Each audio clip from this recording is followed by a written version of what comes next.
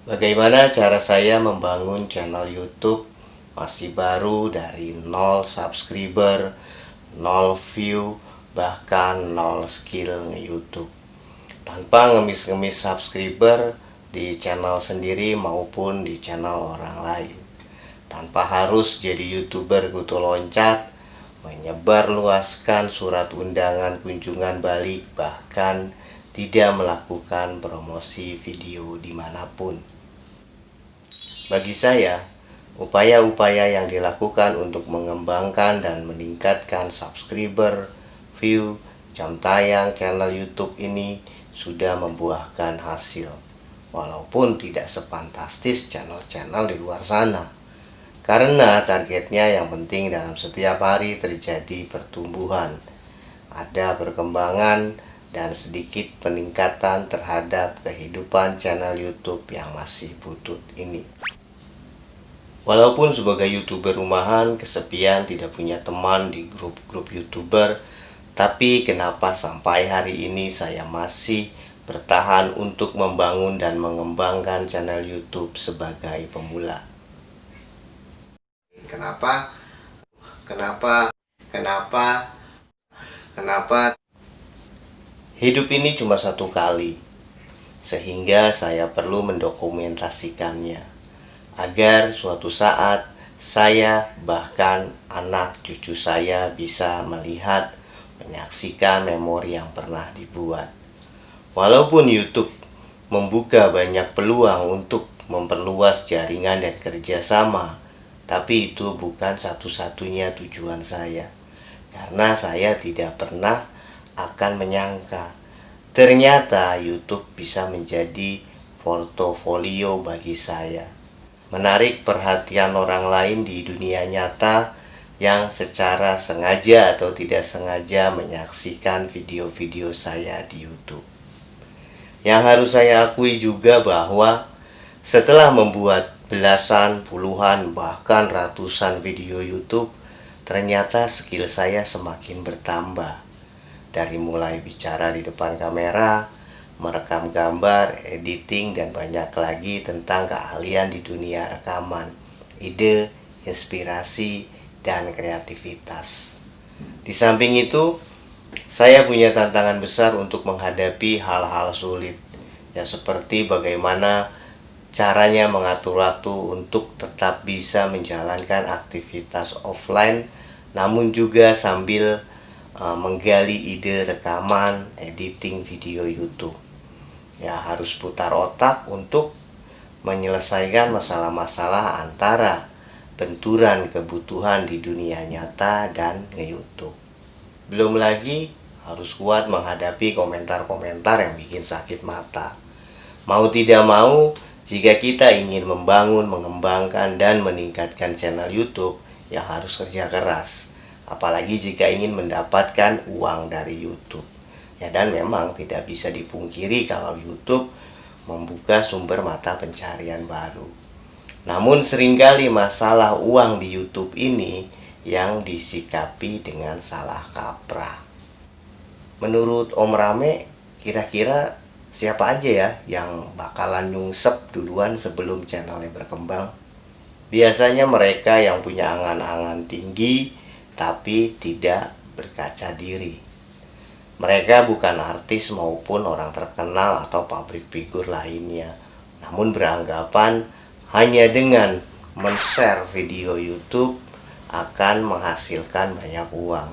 Padahal bagi kita orang yang biasa-biasa saja dengan kemampuan intelektualitas, skill, dan lain sebagainya yang biasa-biasa juga, dengan adanya YouTube seharusnya jadi punya wadah untuk menampilkan kreasi diri. Ya namun bisa dinikmati oleh siapapun, kapanpun, dan dimanapun. Ibarat orang menanam pohon buah. Panennya ya nanti kalau pohonnya sudah sukses, tumbuh, berkembang, besar, dan menghasilkan buah. Dirawat dululah pohonnya supaya bisa tumbuh, berkembang, dan berbuah. Bahkan bagaimana cara meningkatkan kualitas buah yang dihasilkan oleh pohon tersebut. Jadi bukan saja baru bercocok tanam, tapi angan-angannya sudah setinggi langit, sudah masuk ke level bagaimana cara pohon ini berbuah banyak. Ya itu namanya ngimpi. Ya makanya jangan heran kalau banyak YouTuber ketika mereka terbangun dari mimpi langsung tidak bisa menghadapi kenyataan kerasnya tantangan di dunia YouTube. Jadi pertama kali cara Om Rame membangun channel YouTube itu gimana Om? Hal yang saya pikirkan adalah ternyata untuk membuat video YouTube itu tidak bisa salah-salah. Kecuali kalau videonya hanya untuk disuguhkan bagi diri sendiri, tidak perlu ditonton oleh banyak orang di luar sana. Ya sehingga dalam benak saya yang terpikir adalah apa alasan saya ingin membuat video YouTube? Ya karena YouTube adalah tempatnya sharing video. Maka saya harus punya hobi atau mau berbagi sesuatu lewat rekaman video. Kemudian hasil apa yang ingin saya capai dengan membuat video YouTube? Ya tentu saja manfaat bagi diri sendiri, berupa semakin bertambahnya skill saya. Dan nanti kalau saya sudah mampu membuat video-video menarik dan banyak ditonton oleh orang di luar sana, ya pastinya bisa dapat penghasilan tambahan dari YouTube.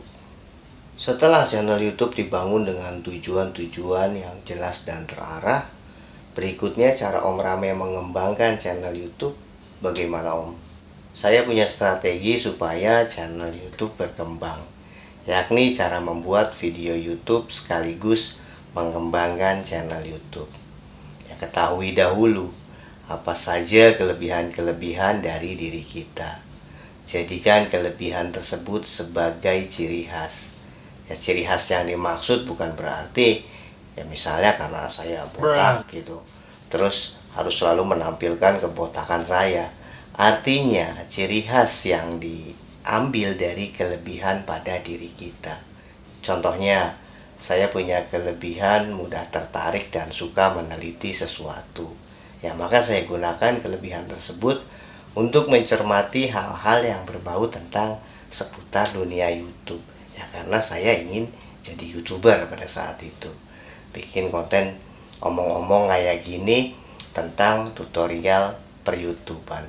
Ya, kemudian karena dulu saya pernah berkecimpung di dunia perhandphonean, lalu saya jadikan lagi tuh skill tentang reparasi smartphone. Maka jadilah konten atau video-video yang berhubungan dengan dunia Android dan iPhone. Artinya harus punya niche channel yang spesifik, kemudian dikembangkan lebih luas lagi. Yang penting membuat video yang berguna untuk penonton. Ya bentuk videonya bisa informatif, edukatif, motivasional, inspiratif, sosial, drama, atau cuma mau seru-seruan juga boleh. Yang penting menghibur penonton. Ya pastikan ada sesuatu hal yang bisa dipetik oleh penonton. Pesan saya, ya mulailah membuat video dari sekarang. Bikin sebanyak-banyaknya. Jadilah YouTuber yang produktif. Jangan nunggu punya alat dulu, apalagi harus punya kru baru rekaman. Kerjakan semua secara mandiri, jadilah single player yang handal. Justru di situ nilai edukasi yang baik bagi diri sendiri sebagai YouTuber kreatif. Ya tempat kita menggali dan mengasah keterampilan seluas-luasnya. Konsisten, jumlah subscriber dan view ya jangan dijadikan alasan yang dapat melemahkan Anda untuk konsisten upload video YouTube. Ya apalagi cuma gara-gara komentar haters terus langsung patah semangat. Ya cuek aja lah. Kalau orang terkenal ya emang begitu. Suka banyak yang iri dan ingin melemahkan mental kita. Ya selain dari itu juga jangan lupa pelan-pelan sambil belajar membuat judul video yang menarik, kemudian kata kunci, hashtag, dan deskripsi video yang tepat sasaran agar video-video kita mudah dikenali dan ditemukan oleh mesin pencari. Jadi walaupun Anda tidak repot-repot promosi video kesana kemari, ya tapi mesin algoritma YouTube yang sibuk mempromosikan konten-konten Anda kepada para pengguna mesin pencari. Sekarang ya terserah Anda. Apakah secuil pengalaman cara saya membangun, mengembangkan dan meningkatkan channel YouTube dari nol ini akan dijadikan referensi, atau Anda akan tetap jadi YouTuber pengemis subscribe dan sebagai YouTuber kutu loncat di berbagai kotak komentar channel-channel lain?